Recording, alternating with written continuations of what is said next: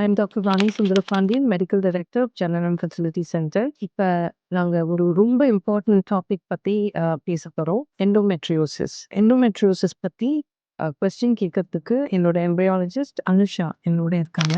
இப்போ இந்த எண்டோமெட்ரியோசிஸ் பேஷண்ட்ஸ்க்கு ஐயுஐ பண்றதுனால எவ்வளோ சக்ஸஸ் ரேட் கிடைக்கும் டாக்டர்? ஐயுஐ யாருக்கு பண்ணணும்னா அட்லீஸ்ட் ஒரு டியூப் ஓப்பனாக இருக்கணும் அண்ட் ஸ்பெர்ம் கவுண்ட் நல்லா இருக்கணும். மோர் தென் 5 மில்லியன் ஆக்டிவ்லி மூவிங் ஸ்பெர்ம்ஸ் இருக்கணும். அப்போ தான் ஐயுஐ பண்ண முடியும். எண்டோமெட்ரியோசிஸ் இருக்கவங்களுக்கு ஐயுஐ சக்ஸஸ் ரேட் கம்மியாக தான் இருக்கும் when compared to somebody without endometriosis. இதுக்கு ரீசன் சொல்லிட்டேன். ஏன்னா the whole environment டாக்ஸிக்காக இருக்கும் இன்ஃப்ளமேஷனால். அதனால ப்ரெக்னன்சி ரேட் ஜாஸ்தி கிடைக்காது. ஒரு நார்மல் கப்பல் விதவுட் எண்டோமெட்ரியோசிஸ்க்கு at least about 10 to 12% success per cycle கிடைச்சா endometriosis is about 5 to 10%. So it also depends on extent of disease.